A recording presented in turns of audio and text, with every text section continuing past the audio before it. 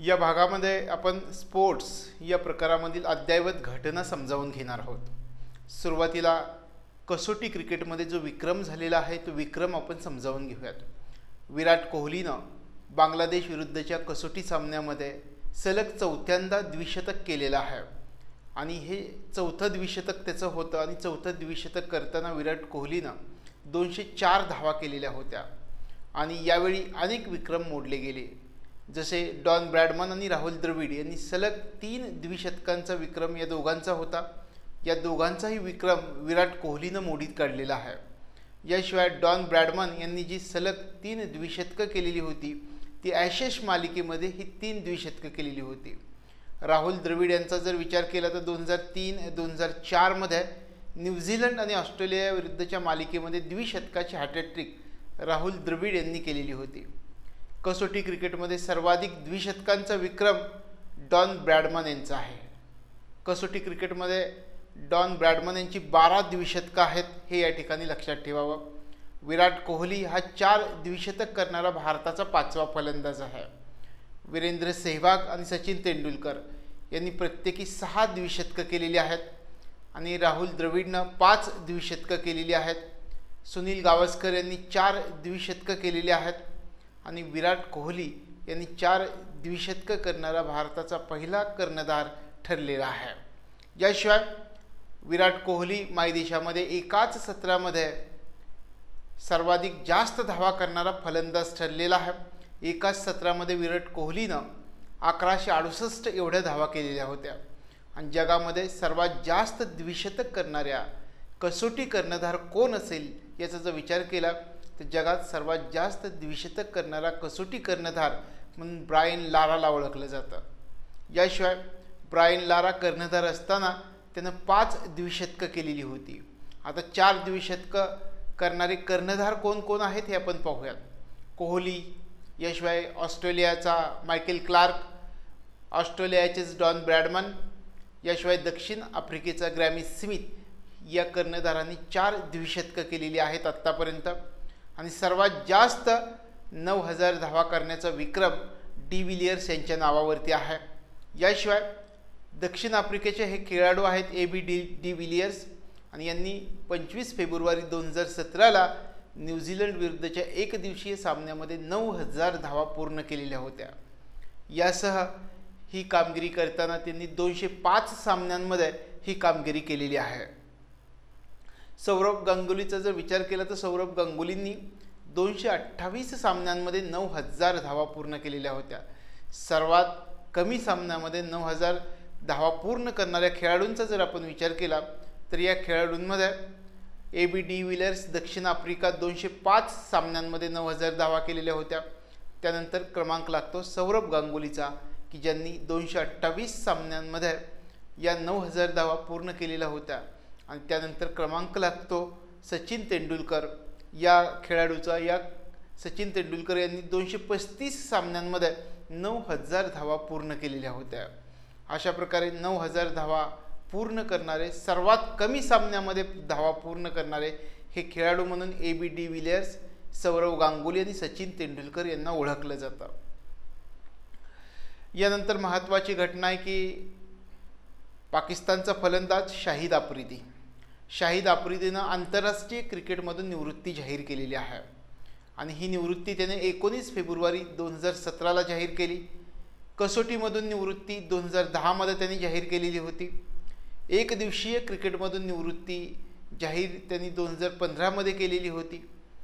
आफ्रिदीचे सर्वात जास्त एकदिवसीय सामने खेळणाऱ्या खेळाडूंच्या यादीमध्ये स्थान कितवा आहे याचा जर विचार केला तर आफ्रिदीचं सर्वात जास्त एकदिवसीय सामने खेळणाऱ्या खेळाडूंच्या यादीमध्ये 5वं स्थान लागतं। सर्वात जास्त एकदिवसीय सामना खेळणारा खेळाडू कोणता आहे हेही आपल्याला लक्षात ठेवावं लागेल। सर्वात जास्त एकदिवसीय सामना खेळणारा खेळाडू सचिन तेंडुलकर की ज्यांनी 463 सामने खेळलेले आहेत। त्यानंतर क्रमांक लागतो महेला जयवर्धने श्रीलंका 448 सामने, त्यानंतर सनत जयसूर्या 445 सामने, त्यानंतर कुमार संगकारा 404 सामने आणि त्यानंतर 5वा क्रमांक शाहिद आफ्रिदीचा 398 सामने। अशा प्रकारे सर्वात जास्त एकदिवसीय सामना खेळणारा खेळाडू म्हणून सचिन तेंडुलकरला ओळखलं जातं आणि सचिन तेंडुलकर यांनी एकूण 463 सामने खेळलेले आहेत. त्याच्यामध्ये एकदिवसीय क्रिकेट सामन्याचा सर्वात जास्त वेळा शून्यावर बाद होणारा खेळाडू कोणता आहे हे पण आपल्याला या ठिकाणी लक्षात ठेवावं लागेल. एकदिवसीय क्रिकेट सामन्यामध्ये सर्वात जास्त वेळा शून्यावरती बाद होणारा खेळाडू म्हणून सनथ जयसूर्याला ओळखलं जातं. श्रीलंकेचा फलंदाज सनथ जयसूर्या 34 वेळा शून्यावरती बाद झालेला आहे. आणि आफ्रिदी एकदिवसीय क्रिकेट सामन्यात सर्वाधिक वेळा शून्यावरती बाद झालेला आहे, तो 30 वेळा झालेला आहे. याशिवाय एकदिवसीय सामन्यामध्ये सर्वात जास्त षटकार ठोकण्याचा विक्रम कोणाच्या नावावरती असेल तर एकदिवसीय सामन्यामध्ये सर्वात जास्त षटकार ठोकण्याचा विक्रम शाहिद आफ्रिदीच्या नावावरती आहे. शाहिद आफ्रिदीनं 351 षटकार मारलेले आहेत. आफ्रिदी हा सर्वात जास्त T20 सामने खेळणारा खेळाडू आहे. आफ्रिदीने 98 T20 सामने खेळलेले आहेत. आफ्रिदी T20मध्ये सर्वात जास्त 97 बळी घेणारा खेळाडू म्हणून ओळखला जातो. अशा प्रकारे या शाहिद आफ्रिदीनं आंतरराष्ट्रीय क्रिकेटमधून आपली निवृत्ती 19 फेब्रुवारी 2017ला जाहीर केलेली आहे. त्यानंतर अलीकडच्या कालावधीमधील महत्त्वाची घटना म्हणजे अंधांचा विश्वचषक स्पर्धा T20 स्पर्धा झालेली आहे आणि या अंतिम सामन्यामध्ये 12 फेब्रुवारी 2017ला भारतानं पाकिस्तानवरती विजय मिळवून हा विश्वचषक जिंकलेला आहे. हा विश्वचषक झाला भारतामध्ये बंगळुरू या ठिकाणी ही फायनल झाली आणि सामन्याचा निकाल भारत विजयी झाला. पाकिस्तानचा या सामन्यामध्ये पराभव झालेला आहे. अंतिम सामन्यामध्ये पाकिस्ताननं 9 बाद 197 धावा केलेल्या होत्या. याला प्रत्युत्तर म्हणून भारतानं पाकिस्तानचं आव्हान 9 विकेट्स आणि 14 चेंडू राखून गाठलेलं होतं. अंतिम सामन्यामध्ये भारताच्या प्रकाश जयरामय्या यांनी 99 धावा केलेल्या होत्या. याशिवाय प्रकाश जयरामय्या यांना सामनावीर या पुरस्कारानं या अंतिम सामन्यामध्ये सन्मानित करण्यात आलं. या स्पर्धेमध्ये सर्वात जास्त धावा करणारा खेळाडू कोण असेल तर पाकिस्तानचा बदर मुनीर 570 धावा केलेल्या होत्या. याशिवाय या सामन्यामध्ये पाकिस्तानच्या बदर मुनीर याला मालिका वीर हा पुरस्कार दिला गेला आणि हा विश्वचषक जो आहे अंधांचा विश्वचषक तो भारताने दुसऱ्यांदा जिंकलेला आहे. हे या ठिकाणी लक्षात ठेवणं गरजेचं आहे. 2012मध्ये पाकिस्तानचाच पराभव करून भारतानं विजेतेपद मिळवलेलं होतं आणि या स्पर्धेचं आयोजन 2012 पासून केलं जात आहे. अशा प्रकारे हा अंधांचा विश्वचषक भारतानं पाकिस्तानचा पराभव करून जिंकलेला आहे. यानंतर महत्त्वाची घटना म्हणजे IPL मधील खेळाडू यांचा जर आपण लिलाव पाहिला तर हा 10व्या मोसमासाठीचा लिलाव होता. हा लिलाव झाला 20 फेब्रुवारी 2017ला बंगळुरू या ठिकाणी. म्हणजे या ठिकाणी आपल्याला लक्षात ठेवायचे की IPL खेळाडूंचा लिलाव 10व्या मोसमासाठीचा लिलाव होता आणि 20 फेब्रुवारी 2017ला बंगळुरू या ठिकाणी हा लिलाव झाला. या ठिकाणी इंग्लंडचा जो बेन स्टोक्स हा फलंदाज आहे, अष्टपैलू खेळाडू आहे. याला 14.5 करोड रुपये देऊन पुणे सुपर जायंट्स संघाने खरेदी केलेला होता. बेन स्टोक्स याचा जर विचार केला तर बेन स्टोक्स या मोसमामधील सर्वात जास्त महागडा खेळाडू ठरलेला आहे. याशिवाय रॉयल चॅलेंजर बंगळुरू यानं इंग्लंडच्या टायमल मिल्स याला 12 कोटी रुपयांमध्ये खरेदी केलेलं होतं. IPLचा जर विचार केला तर IPLमध्ये अफगाणिस्तानच्या खेळाडूंचा समावेश केला गेलेला आहे. मोहम्मद नबी आणि रशीद खान आरमान सनराइज हैदराबाद संघाकडून खेळणार आहेत. अशा प्रकारे IPLमध्ये अफगाणिस्तानच्या खेळाडूंचा सुद्धा समावेश केला गेलेला आहे या 10व्या मोसमामध्ये. त्यानंतरची महत्त्वाची घटना आहे आंतरराष्ट्रीय पातळीवरती पॉली उमरीगर हा जो पुरस्कार आहे हा पुरस्कार विराट कोहली यांना मिळालेला आहे. पॉली उमरीगर पुरस्कार कोणामार्फत दिला जातो हे सुरुवातीला आपल्याला समजावून घ्यावं लागेल. पॉली उमरीगर हा पुरस्कार भारतीय क्रिकेट नियामक मंडळामार्फत दिला जातो आणि याचा उद्देश असा आहे की भारताचा सर्वोच्च आंतरराष्ट्रीय खेळाडू म्हणून हा पुरस्कार दिला जातो आणि हा पॉली उमरीगर पुरस्कार विराट कोहलीला मिळालेला आहे. 2015-2016 या वर्षीसाठीचा हा पुरस्कार होता. हा पुरस्कार विराट कोहलीला दिलेला आहे. 2015-16 मधील पॉली उमरीगर पुरस्काराचा मानकरी आपण म्हटलं विराट कोहली. यापूर्वी हा पुरस्कार 2011-12 आणि 2014-15 या वर्षीसुद्धा विराट कोहली यांना मिळालेला होता. आता या ठिकाणी आपल्याला असं म्हणता येईल की दिलीप सरदेसाई पुरस्कारानं आर अश्विन यांना गौरवलं गेलेलं आहे. पण त्यापूर्वी या पॉली उमरीगर पुरस्कार 2011-12 पासून 2015-16 पर्यंत कोणाकोणाला मिळालेले आहेत हे पण आपल्याला लक्षामध्ये ठेवावं लागेल. 2011-12 मध्ये विराट कोहलीला मिळालेला होता. 2012-13 मध्ये पॉली उमरीगर पुरस्कार आर अश्विन यांना दिला गेला. 2013-14 मध्ये हा पुरस्कार भुवनेश्वर कुमार यांना दिला गेला. 2014-15 मध्ये हा पुरस्कार विराट कोहलींना दिला गेला आणि 2015-16 मध्ये हा पुरस्कार पुन्हा विराट कोहली यांना मिळाला. अशा प्रकारे हा पॉली उमरीगर पुरस्कार भारताचा सर्वोच्च आंतरराष्ट्रीय खेळाडू म्हणून दिला जातो आणि हा पुरस्कार विराट कोहली यांना मिळालेला आहे.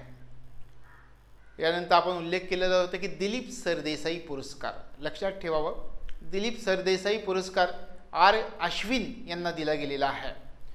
त्यानंतर 2015-16चा CK नायडू जीवन गौरव पुरस्कार रजिंदर गोयल, पद्माकर शिवलकर आणि शांता रंगास्वामी यांना 2015-16चे CK नायडू जीवन गौरव पुरस्कार मिळालेला आहे. त्यानंतर क्रिकेटमधील महत्त्वाची घटना एक आहे की सर्वात जास्त 250 विकेट घेणारी गोलंदाज भारताचा गोलंदाज आर अश्विन यानं कसोटी क्रिकेट सामन्यांमध्ये सर्वात जलद 250 विकेट घेण्याचा विक्रम केलेला आहे.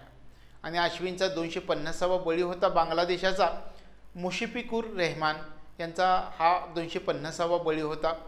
भारतामध्ये हैदराबाद या ठिकाणी बांगलादेश विरुद्धच्या कसोटी सामन्यामध्ये आर अश्विन यांनी हा विक्रम केलेला होता. याशिवाय अश्विन हा 250 विकेट घेणारा भारताचा 6वा गोलंदाज ठरलेला आहे. अश्विननं 250 विकेट घेणारा जगातील 40वा आणि 12वा फिरकीपटू म्हणून अश्विनला ओळखलं जातं. अशा प्रकारे आपल्याला या ठिकाणी ही घटना लक्षात ठेवावी लागेल की भारताचा गोलंदाज आर अश्विननं कसोटी क्रिकेटमध्ये सर्वात जलद 250 विकेट घेण्याचा विक्रम केलेला आहे. बांगलादेश विरुद्धचा हा कसोटी सामना होता. आता 250 पेक्षा जास्त विकेट घेणारे भारतीय खेळाडू कोणकोणते आहेत ते पाहूयात.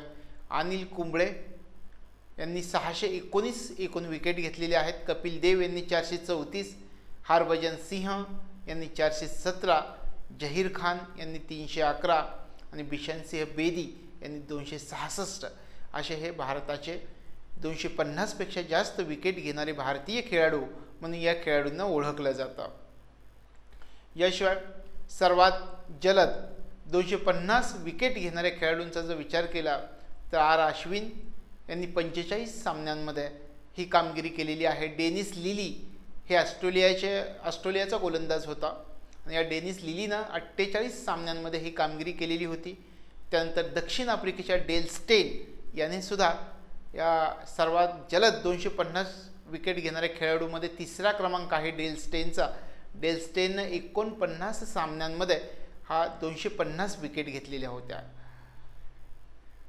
यानंतर महत्त्वाची घटना म्हणजे कसोटी क्रिकेटमध्ये भारत आता प्रथम स्थानी आहे. ही घोषणा केली आंतरराष्ट्रीय क्रिकेट परिषदेनं 13 मार्च 2017ला. सर्वात जास्त क्रमवारीमध्ये सांघिक क्रमवारीमध्ये भारतानं कसोटी क्रिकेटमध्ये प्रथम स्थान मिळवलेलं आहे.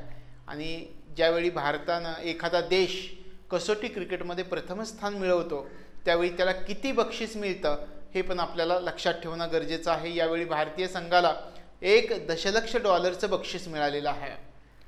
कसोटीमधील जागतिक क्रमवारीचा जर आपण विचार केला तर भारताचे गुण आहेत 121, भारतानंतर ऑस्ट्रेलिया 109, त्यानंतर दक्षिण आफ्रिका 107, त्यानंतर इंग्लंड 101 आणि 5व्या क्रमांकावरती न्यूझीलंड आहे 98.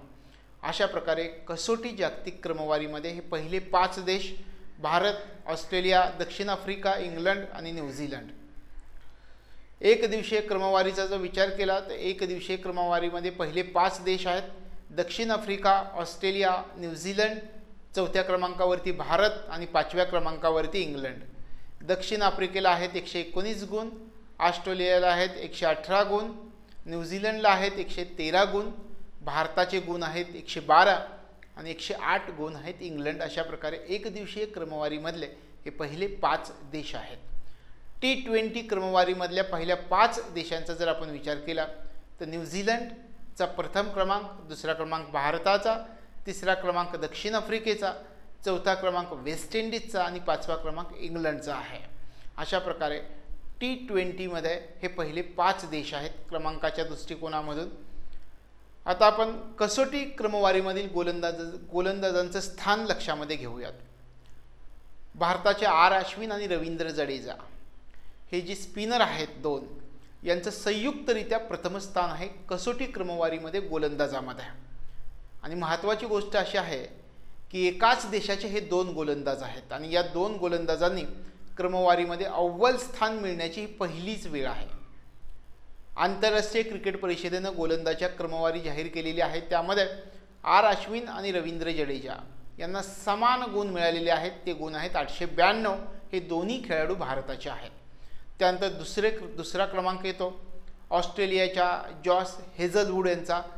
त्याचे गुण आहेत 863 आणि तिसरा क्रमांक आहे श्रीलंकेच्या रंगना हेरात याचा.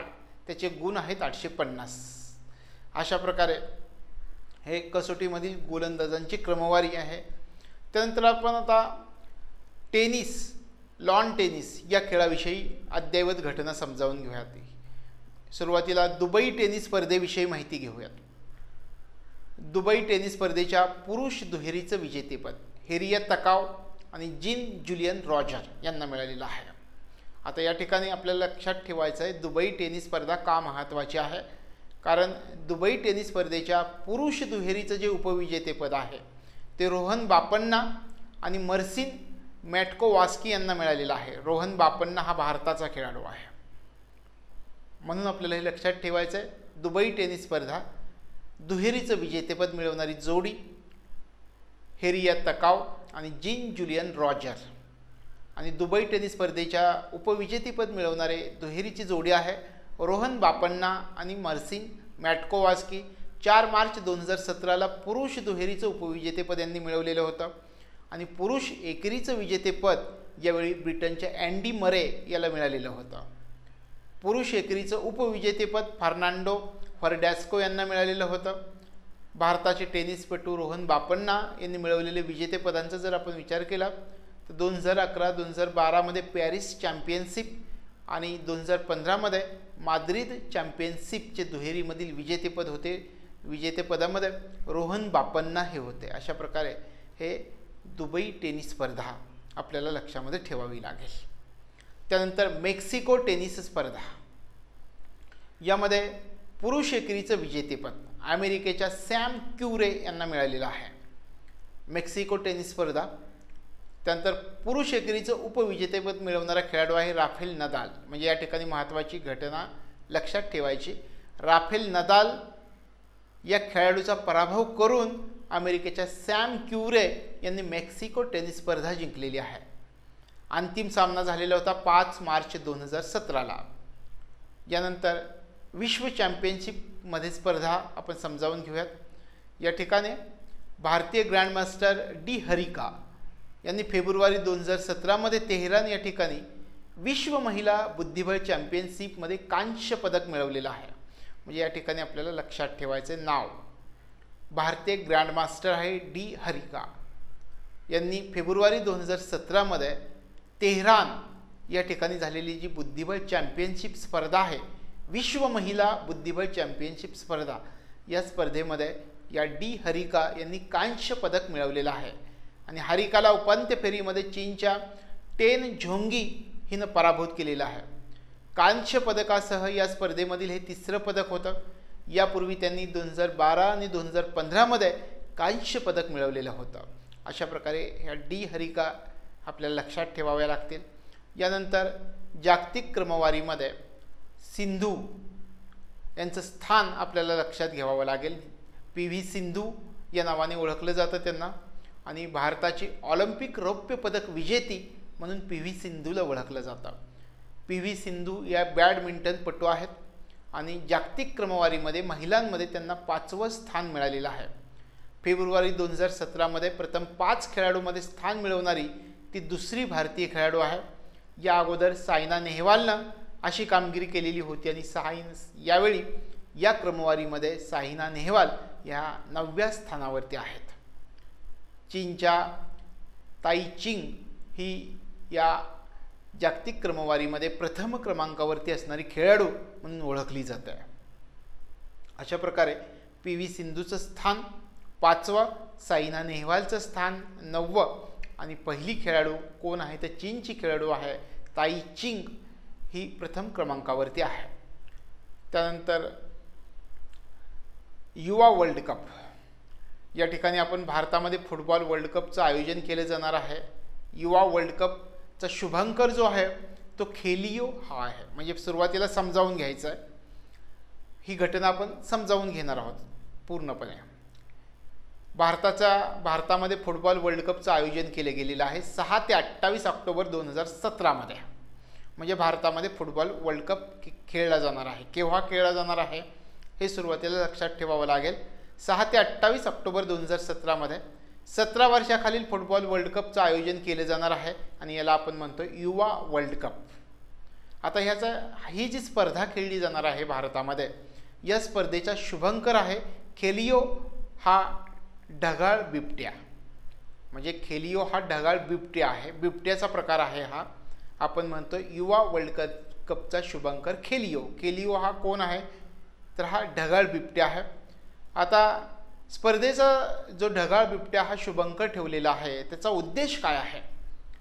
खेलियो ढगाळ बिबट्याची प्रजाती अतिशय दुर्मिळ आहे आणि या निमित्तानं लोकांना त्याची माहिती व्हावी म्हणून हा स्पर्धेचा शुभंकर ठेवलेला आहे ढगाळ बिबट्याची प्रजाती. आणि त्याच्या अंगावरती टिपक्याऐवजी मोठे ब्लॉग आहेत म्हणून त्याचं नाव ठेवलेलं आहे ढगाळ बिबट्या. म्हणजे आपण या ठिकाणी पाहिलं, सुरुवातीला म्हटलं बिबट्याचा प्रकार, त्याला नाव होतं ढगाळ बिबट्या. नाव का दिलं गेलेलं आहे तर त्याच्या अंगावरती टिपक्यांऐवजी मोठे ब्लॉग आहेत म्हणून त्याचं नाव ठेवलेलं आहे ढगाळ बिबट्या. आणि या शुभंकरचं अनावरण जे झालेलं आहे ते दिल्लीचे क्रीडा मंत्री विजय गोयल आणि अखिल भारतीय फुटबॉल महासंघाचे अध्यक्ष प्रफुल्ल पटेल यांच्या उपस्थितीमध्ये केलं गेलं. या ठिकाणी आपल्या देशाचे क्रीडा मंत्री विजय गोयल आणि अखिल भारतीय फुटबॉल महासंघाचे अध्यक्ष प्रफुल्ल पटेल यांच्या उपस्थितीमध्ये या शुभंकरचं अनावरण केलं गेलं की जे ढगाळ बिबट्या हा शुभंकर आहे. आणि हा बिबट्या कुठे आढळतो हे पण आपल्याला लक्षात ठेवावं लागेल. हा बिबट्या हिमालयाच्या पायथ्याशी आढळतो. याचं वजन आहे 20 ते 22 किलो आणि हा प्रामुख्याने झाडावरती राहतो आणि पिल्लांना सुद्धा झाडाच्या ढोलीमध्येच वाढवत असतो. अशा प्रकारे या बिबट्याचं वैशिष्ट्य आहे. यानंतर या स्पोर्ट्समधील महत्त्वाची घटना आहे अद्ययावत दिल्ली मॅरेथॉन स्पर्धा. दिल्ली मॅरेथॉन स्पर्धेचं विजेतेपद मोनिका अथर यांना 26 फेब्रुवारी 2017 मिळालं. शर्यत पूर्ण केली 2 तास 39.8 मिनिटामध्ये. जागतिक ॲथलेटिक्स महासंघानं महिलांच्या मॅरेथॉनसाठी निश्चित केलेली पात्रतेची वेळ किती होती हे पण माहिती असणं गरजेचं आहे. जागतिक ॲथलेटिक्स महासंघानं महिलांच्या मॅरेथॉनसाठी निश्चित केलेली जी पात्रता वेळ आहे ती आहे 2 तास 45 मिनिटाची आणि शर्यत पूर्ण केली मोनिका अथर यांनी 2 तास 39.8 मिनिटांमध्ये. आणि मोनिकानं ही वेळ जी पार केलेली आहे यामुळं त्यांचा लंडनमध्ये होणारी जी स्पर्धा आहे त्या स्पर्धेमधील सहभाग निश्चित झालेला आहे. आणि या ठिकाणी पुरुष मॅरेथॉनचं जे विजेतेपद आहे ते गोपी यांना मिळालेलं आहे. या ठिकाणी अर्ध मॅरेथॉन विजेतेपद जी लक्ष्मण यांना मिळालेलं आहे आणि महिलांमध्ये हे विजेतेपद मंजू यादव यांना मिळालेलं आहे. याशिवाय 10 किलोमीटर शर्यतीमध्ये प्रथम क्रमांक पुरुषांमध्ये मोहन सैनी आणि महिलांमध्ये रीता विश्व यांना मिळालेला आहे. आणि दिल्ली मॅरेथॉन स्पर्धेचे ब्रँड ॲम्बॅसिडर कोण होते तर दिल्ली मॅरेथॉन स्पर्धेचे ब्रँड ॲम्बॅसिडर सचिन तेंडुलकर हे होते. अशा प्रकारे ही दिल्लीची मॅरेथॉन स्पर्धा. आता विश्वचषक स्पर्धेमधून जितूला सुवर्णपदक मिळालेलं आहे, सुवर्णपदक जिंकलेलं आहे तर कोणत्या क्रीडा प्रकारामध्ये हे सुवर्ण पदक जिंकलेलं आहे हे सुरुवातीला आपल्याला लक्षामध्ये ठेवावं लागेल. भारताच्या जितू राय हा खेळाडू आहे, म्हणजे नाव सुरुवातीला खेळाडूचं. भारताच्या जितू रायनं विश्वचषक नेमबाजी स्पर्धेमध्ये 50 मीटर पिस्तूल प्रकारामध्ये सुवर्ण पदक जिंकलेलं आहे. या ठिकाणी लक्षात ठेवायचं आहे खेळाडूचं नाव जितू राय. स्पर्धा कोणती होती तर विश्वचषक नेमबाज स्पर्धेमध्ये कोणत्या प्रकारामध्ये 50 मीटर पिस्तूल प्रकारामध्ये सुवर्ण पदक जिंकलेलं आहे. आणि 1 मार्च 2017ला नवी दिल्ली या ठिकाणी स्पर्धा झाली. भारताच्या अमनप्रीत सिंग यानं रौप्य पदक या स्पर्धेमध्ये मिळवलं. याशिवाय इराणच्या वाजिद खोलखंद यानं ब्रांझ पदक मिळवलेलं आहे. जितू रायनं हिना सिद्धूच्या साथीनं मिश्र दुहेरीमध्ये 10 मीटर पिस्तूल प्रकारामध्ये सुवर्ण पदक मिळवलेलं आहे. जितू रायनं 10 मीटर पिस्तूल प्रकारामध्ये ब्रांझ पदक मिळवलेलं आहे. जितू रायनं स्पर्धेमध्ये पदकांची हॅट्रिक केली. आणि जितू रायचं राष्ट्रीयत्व जे आहे ते राष्ट्रीयत्व नेपाळचं आहे, हे लक्षात ठेवावं. मूळ नेपाळचे असणारे हे जितू राय नेमबाज भारताकडून खेळतात. आणि जितू रायनं भारतीय सेनेमध्ये जवान आहेत हे पण आपल्याला लक्षात ठेवावं लागेल. भारतीय सेनेमध्ये ते जवान म्हणून काम करतात. मूळ राष्ट्रीयत्व त्यांचं नेपाळचं आहे, पण ते भारताकडून खेळतात. भारतीय सैनिकामध्ये जवान आहेत. जितू राय यांनी मिळवलेलं सुवर्ण पदक विश्वचषक स्पर्धा 2014मध्ये, 2014च्या राष्ट्रकुल स्पर्धेमध्ये आणि 2014च्या आशियाई खेळामध्ये त्यांनी सुवर्ण पदक मिळवलेलं होतं. 2016च्या राजीव गांधी पुरस्कारानं त्यांना सन्मानित केलं गेलेलं होतं. अशा प्रकारे जितू राय या खेळाडूनं विश्वचषक नेमबाजी स्पर्धेमध्ये 50 मीटर पिस्तूल प्रकारामध्ये सुवर्ण पदक मिळवलेलं आहे 1 मार्च 2017ला. यानंतरची महत्त्वाची स्पर्धा आहे P1 पॉवर बोट रेसिंग. ही स्पर्धा समुद्रावरील बोट शर्यतीची स्पर्धा आहे आणि ही स्पर्धा 3 ते 5 मार्च 2017मध्ये पार पडली. मुंबई या ठिकाणच्या समुद्र किनाऱ्यावरती ही स्पर्धा पार पडलेली होती. आणि नेक्सा P1 पॉवर बोट ही UIN मान्यता दिलेली भारतामधील पहिली पॉवर बोट शर्यत आहे. या ठिकाणी हे लक्षात ठेवायचं आहे की मान्यता देणारा कोणाकडून मिळाली तर नेक्सा P1 पॉवर बोट ही UIN न मान्यता दिलेली भारतामधील पहिली पॉवर बोट शर्यत झालेली आहे. आणि या ठिकाणी आपण उल्लेख केला की मुंबईजवळच्या समुद्र किनाऱ्यावरती ही स्पर्धा पार पडलेली आहे. Bennett Coleman and company limited या भारतीय उद्योग कंपनीच्या मिर्ची नेव्हरिक्स या संघाचा पॉवर बोट रेसिंगमध्ये सहभाग आहे. आणि स्पर्धेमधील सुवर्ण पदक कोणाला मिळालेलं आहे हे पण पाहूयात. बॅलेनो RS बूस्टर जेट्स यांना स्पर्धेमधील सुवर्ण पदक मिळालेलं आहे. रौप्य पदक या ठिकाणी लॉइड डॉल्फिन्स यांना मिळालेलं आहे. आणि कांस्य पदक मोबाईल मार्लिन्स यांना कांस्य पदक मिळालेलं आहे. अशा प्रकारची ही स्पर्धा मुंबईमधल्या समुद्र किनाऱ्यावरती पार पडलेली स्पर्धा आहे. त्यानंतर महत्त्वाची घटना म्हणजे हॉकी इंडिया लीग 2017 विजेतेपद मिळवलेला संघ. या ठिकाणी विजेतेपद मिळवलेला संघ कलिंगा लान्सर्स संघ या संघानं हॉकी इंडिया लीग 2017मध्ये विजेतेपद मिळवलेलं आहे. आणि फेब्रुवारी 2017मध्ये अंतिम सामना झाला आणि या अंतिम सामन्यामध्ये दबंग मुंबई या संघाचा पराभव या कलिंगा लान्सर्स संघानं केलेला होता. या कलिंगा लान्सर्स संघानं हॉकी इंडिया लीगचं हे मिळवलेलं विजेतेपद पहिलं विजेतेपद आहे.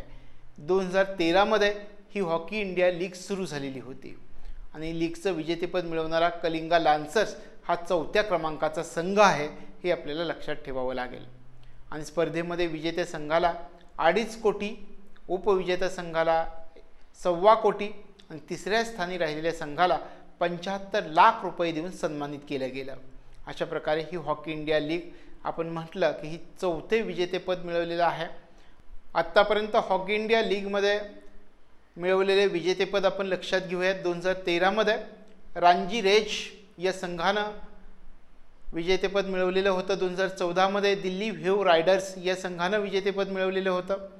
2015मध्ये रांची रेज या संघानं विजेतेपद मिळवलं.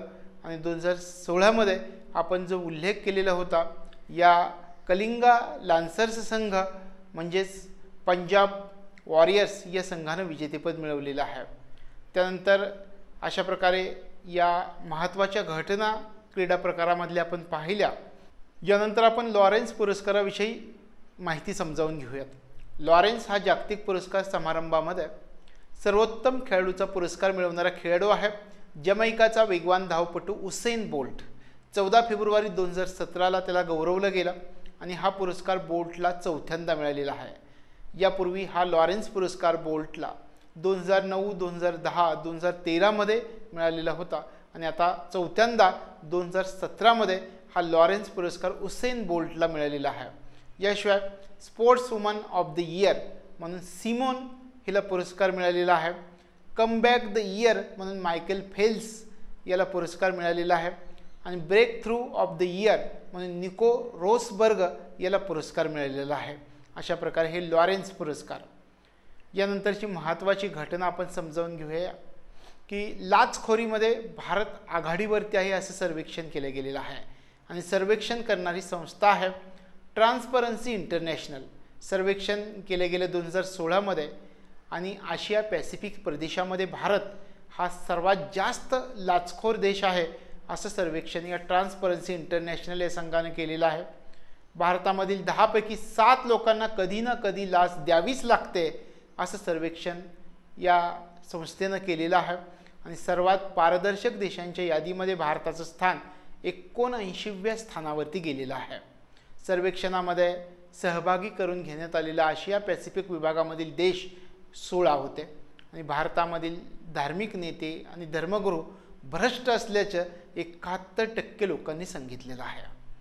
85% लोकांनी भारतातील पोलीस लाचखोर आहेत असं सांगितलेलं आहे. आणि सर्वात जास्त पारदर्शक व्यवहार असलेले देश यांचा जर विचार केला तर डेन्मार्कला 100 पैकी 90 गुण मिळालेले आहेत. न्यूझीलंडला 100 पैकी 90 गुण आहेत.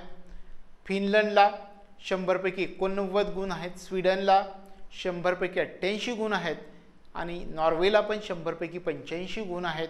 अशा प्रकारे सर्वात जास्त पारदर्शक असणारे जगातील पहिले 5 देश म्हणून डेन्मार्क, न्यूझीलंड, फिनलंड, स्वीडन आणि नॉर्वे या देशांना ओळखलं जातं.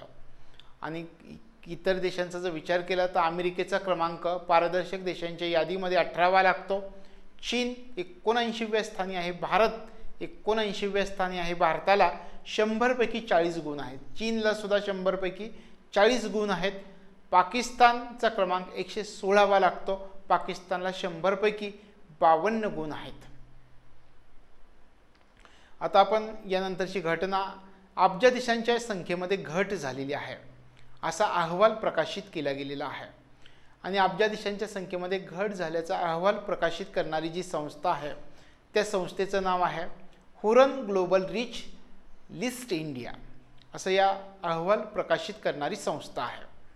म्हणजे सुरुवातीला घटना लक्षात घेतली की अब्जाधीशांच्या संख्येमध्ये घट झालेली आहे असा अहवाल प्रकाशित करण्यात आलेला आहे आणि असा अहवाल प्रकाशित करणारी संस्था आहे Huron global rich list India. अहवालामध्ये मुद्दे काय होते ते समजावून घेऊयात. अहवालामधील मुद्द्यानुसार नोटबंदी झाल्यानंतर देशामधील अब्जाधीशांच्या संख्येमध्ये घट झालेली आहे. रिलायन्स इंडिया समूहाचे अध्यक्ष मुकेश अंबानी भारतातले सर्वात श्रीमंत व्यक्ती आहे असं या अहवालामध्ये सांगण्यात आलेलं आहे. भारतामध्ये 132 अब्जाधीश आहेत आणि भारतामधील अब्जाधीशांची एकूण संपत्ती $396 अब्ज एवढी आहे. अब्जाधीशांच्या संख्येमध्ये 11ने घट झालेली आहे. हे या ठिकाणी आपल्याला लक्षात ठेवावं लागेल. अब्जाधीशांच्या एकूण संपत्तीमध्ये 16% घट घडून आलेली आहे. मुकेश अंबानी यांची एकूण संपत्ती $1,75,400 कोटी म्हणजे 26 अब्ज एवढी आहे. आणि जिओच्या माध्यमामधून देशामध्ये डेटा क्रांती करणाऱ्या या रिलायन्स कंपनीनं अंबानी यांनी अर्थविश्वामध्ये उल्लेखनीय कामगिरी केलेली आहे असा अहवाल दिला गेलेला आहे. आणि जिओमुळं आयडिया, एअरटेल, एअरसेल, व्होडाफोन आणि दूरसंचार कंपन्यांना मोठ्या प्रमाणामध्ये फटका बसलेला आहे असं नमूद केलं गेलेलं आहे या अहवालामध्ये. आणि सध्या मुंबईमध्ये 42, दिल्लीमध्ये 21, अहमदाबादमध्ये 9 अब्जाधीश आहेत आणि मुंबईसहित महाराष्ट्रामध्ये एकूण 51 अब्जाधीश आहेत. अशा प्रकारे अब्जाधीशांच्या संख्येमध्ये 11ने घट झालेली आहे हे आपल्याला लक्षात ठेवावं लागेल. आता भारतातील अब्जाधीश आपण पाहूयात. मुकेश अंबानी SP हिंदुजा, दिलीप सांघवी, पालनजी मिस्त्री, लक्ष्मी मित्तल, शिव नाडर, सायरस पुनावाला, आजिज प्रेमजी, उदय कोटक, डेव्हिड रुबेन आणि सायमन रुबेन अशा प्रकारे हे अब्जाधीश आहेत भारतामधले.